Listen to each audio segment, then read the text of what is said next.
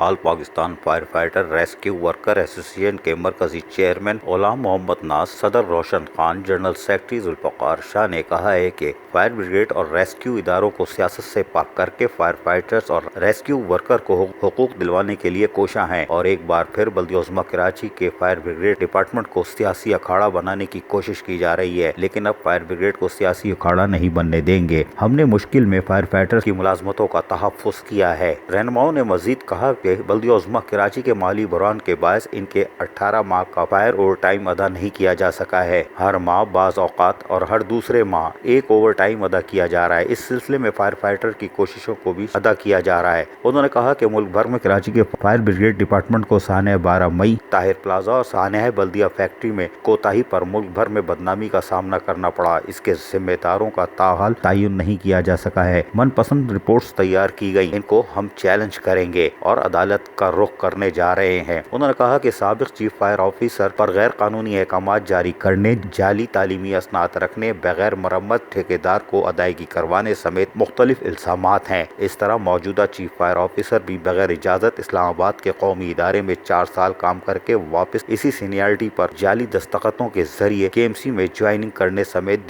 دیگر الزامات بھی رکھتے ہیں۔ ان دونوں افسران کے خلاف 20 اپریل کو سندھ ہائی کورٹ میں آئینی درخواست دائر کی جائے گی تاکہ کوئی چیف فائر آفیسر غیر قانونی احکامات جاری نہ کر سکے اور نہ ہی جعلی اسناد پر پروموشن لے سکے۔ انہوں نے کہا کہ فائر بریگیڈ کو بدنام کرنے والے افسران و ملازمین کا محاسبہ کیا جائے گا۔ انہوں نے مزید کہا کہ آئندہ چیف فائر آفیسر کو قواعد کے مطابق سینیارٹی کم فٹنس پر تعینات کیا جائے، عارضی بنیادوں پر تعیناتی نہ کی جائے۔ عزیز عارف، KBS بلدیاتی نیوز، کراچی۔